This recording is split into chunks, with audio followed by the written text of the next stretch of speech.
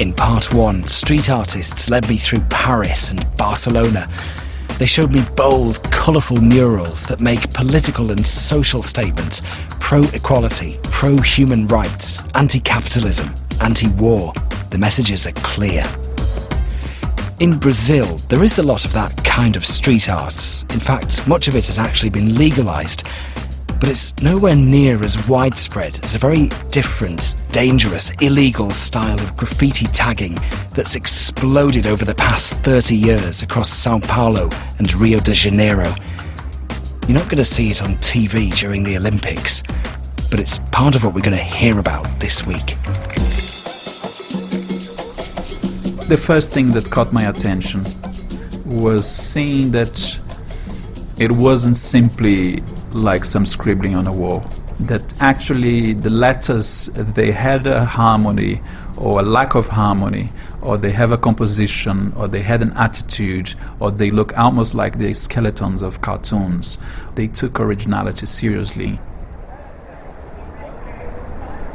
It's Thursday evening and it's just starting to get dark. I'm right in the centre of Sao Paulo, near Praça da República, and I'm approaching a huge group of loud, very enthusiastic people. There must be about 200 to 300. Most of them are young, they're almost all male. They're standing, drinking, talking, passing notebooks around. At the end of the street, I could see about 4 or 5 police cars keeping an eye on things. And if I look up, not just in this street, but in pretty much any street in Sao Paulo, if I look up at the buildings, right up to the top, the buildings are covered. Almost every blank space between the windows, quite often the windows themselves, the doors, the shop signs, they're all painted with thick black writing. I've no idea what it says, and I'm told that many of the locals don't know what it's meant to say either. But this group of people here, they know exactly what it says, because they wrote most of it. The thing about the tag is where you place it. The more risk it poses to the artist's life, the more street cred you get. It's the most high, the most difficult place. Let people imagine how the guy put that tag on that place. You know, this is the magic of Pichação.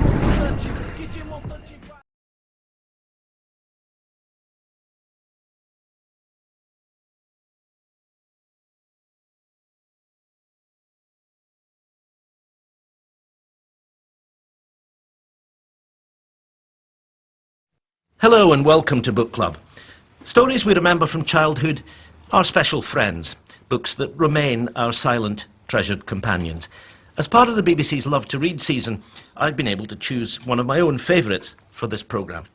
Robert Louis Stevenson was easy, but would it be Treasure Island or Kidnapped? When I say that we're at the Hawes Inn in the village of South Queensferry in the Firth of Forth, many of you will know the result.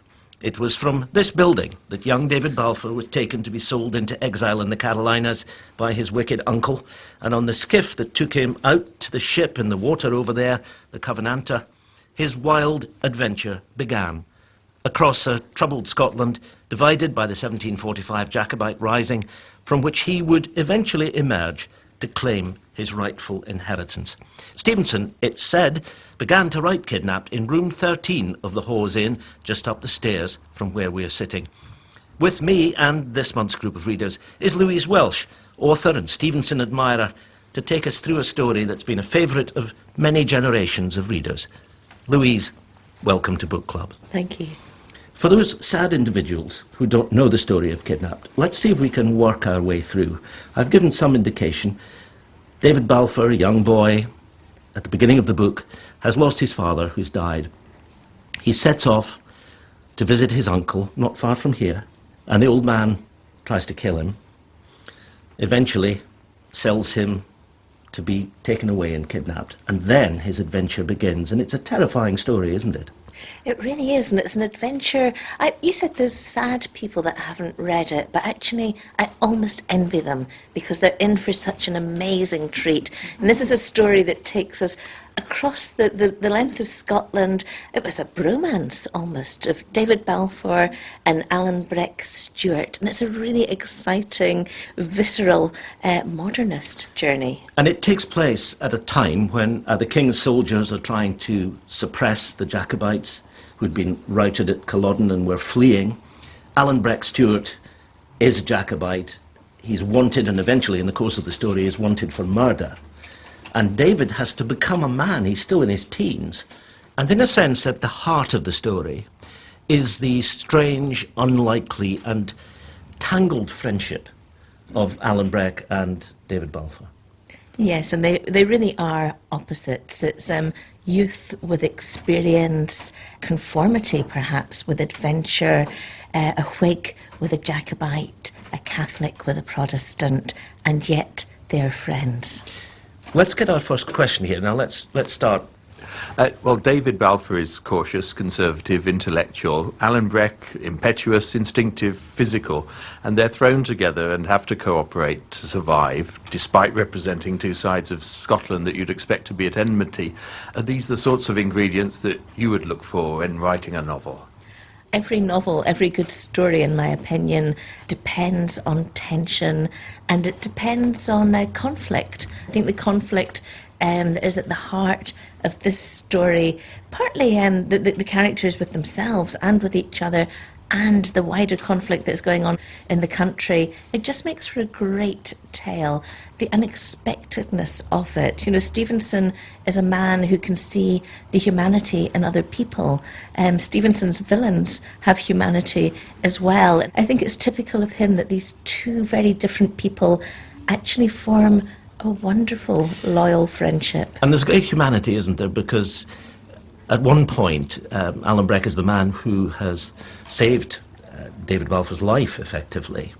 And Balfour is still able to feel terrible anger at one point about, you know, the Highlanders who are his friends and who'd tried to shield them. So there's always this struggle to come to a real friendship through all the kind of arguments and difficulties and barriers that are there. And we all recognise that.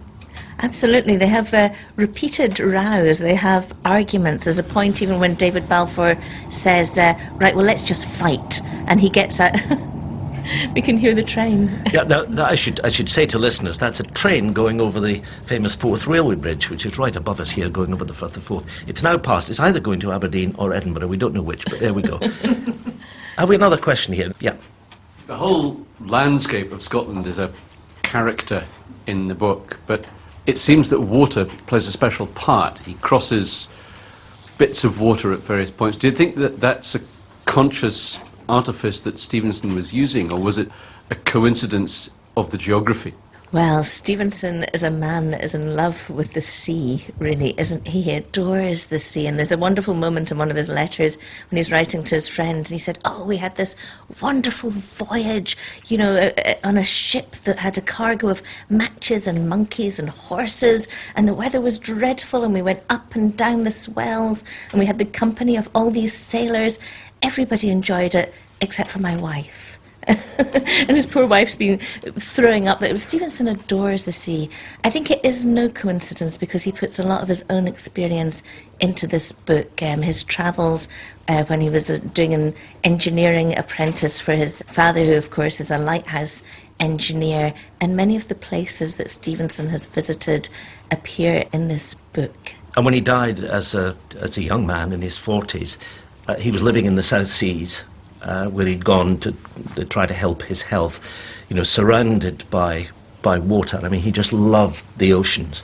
He loved oceans, he loved travel, and he loved people as well. I was in Samoa earlier last year where people still talk about Robert Louis as if he just stepped out of the room. He's a great hero there because of his work against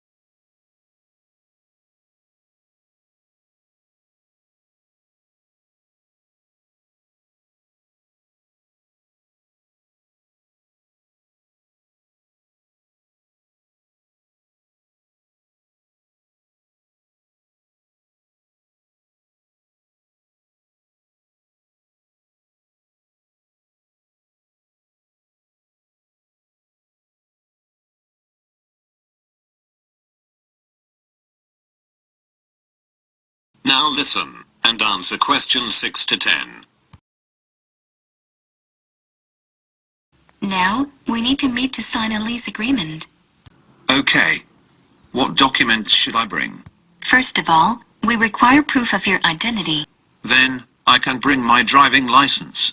I'm sorry, but driving licenses are not accepted. Could you bring your passport? Yes, sure. And do you require a tax bill? No, we are not requiring any bills. But you need to present your current employment contract. No problem, I have it.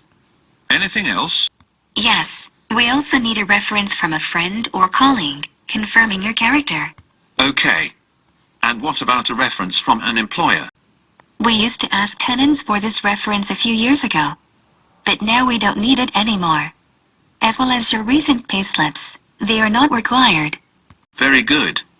I think I have all the documents. Is it possible to meet you today? Yes. Is 5:30 p.m. convenient for you? Unfortunately, I'm busy until 6 p.m. Then we can meet at 6:30 p.m. Yes, 6:30 is very good for me. I'll be at your office by that time. I think it's better to meet directly at your future apartment, because we'll anyway make a visit. Oh, you're right. See you soon. Thank you. See you soon.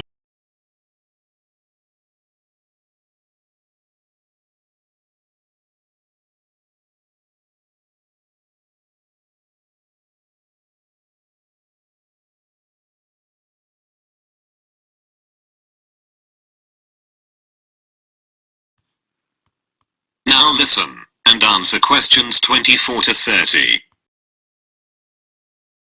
And how do you like the curriculum? I think it's nice.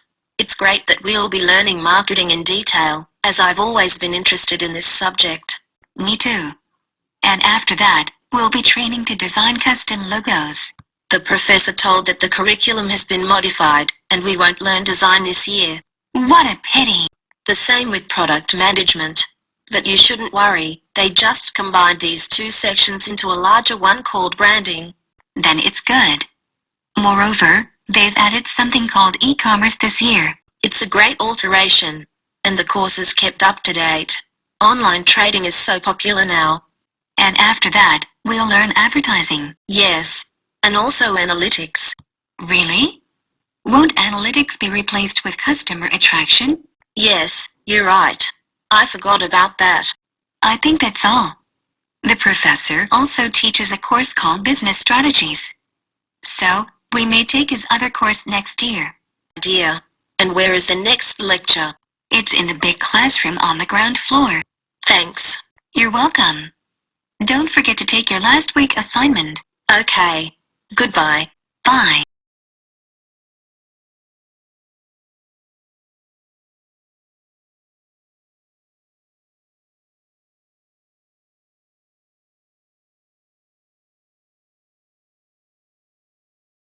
You will hear a lecture about the Great Wall of China.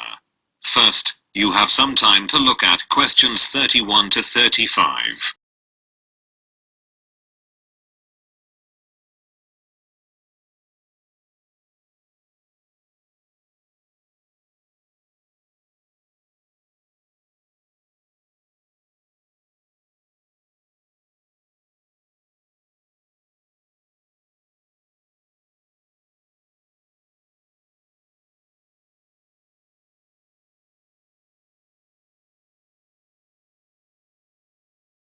Now listen carefully and answer questions 31 to 35.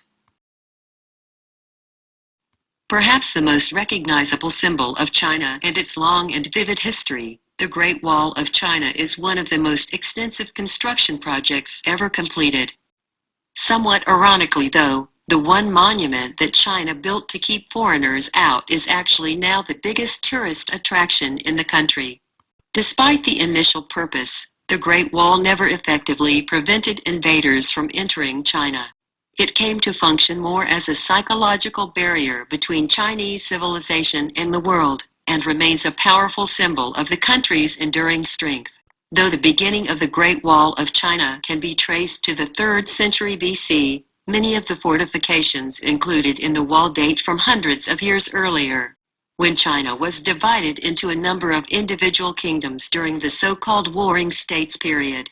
Around 220 BC, Qin, the first emperor of a unified China, ordered that earlier fortifications between states be removed, and a number of existing walls along the northern border be joined into a single system that would extend for more than 10,000 li and protect China against attacks from the north. A li is about 1/3 of a mile, and that's where the monument's name came from.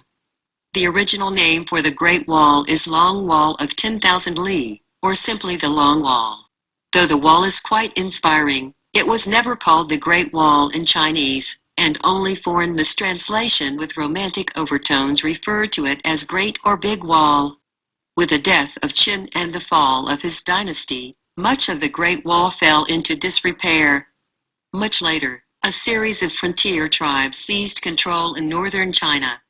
The most powerful of these was the Northern Wei dynasty, which repaired and extended the existing wall in 390 AD to defend against attacks from other tribes. Despite its long history, the Great Wall of China as it exists today was constructed mainly during the mighty Ming dynasty from 1368 to 1644. Under the strong hand of the Ming rulers, Chinese culture flourished, and the period saw an immense amount of construction in addition to the Great Wall, including bridges, temples and pagodas. In earlier centuries, the wall held little importance for the Mongols as a military fortification, and mostly served to protect caravans traveling along the profitable trade routes. But during the Ming dynasty, the Great Wall was considered vital to the defense of the country.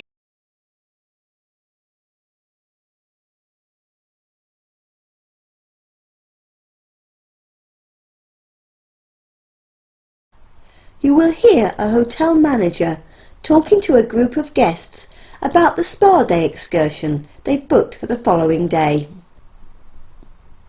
Thank you for booking the luxury spa day. We'll be leaving the hotel at 10 o'clock tomorrow morning, but this evening I just want to run through a few things to ensure that you're well prepared and have a wonderful time. First, towels and bathrobes are provided, so you won't need to take them with you. You're welcome to wear the slippers from your room while you're there, but a pair will be provided when you arrive at the venue. As you'll be enjoying a glass of bubbly in the jacuzzi, a bathing suit is a must. Jewellery is not advisable, so leave your valuables, including your watch, in the hotel safe. Everything is covered in the price you've already paid, so no cash or credit cards will be required. You'll be given a light, nutritious lunch, so you don't need to worry about food. However, I do recommend popping an apple, banana or some grapes in your bag as a healthy snack in case you feel hungry during the afternoon. I also suggest that you take a book to read, but that's up to you. The spa staff advise clients not to apply cosmetics after treatments, so I suggest leaving your lip gloss and eyeliner behind. Of course, you'll look so glamorous after your pamper sessions that you won't need them anyway. Oh, and one last thing. Don't forget your pass, as you won't get in without it. I'll hand them out in a minute, after I've answered any questions you might have.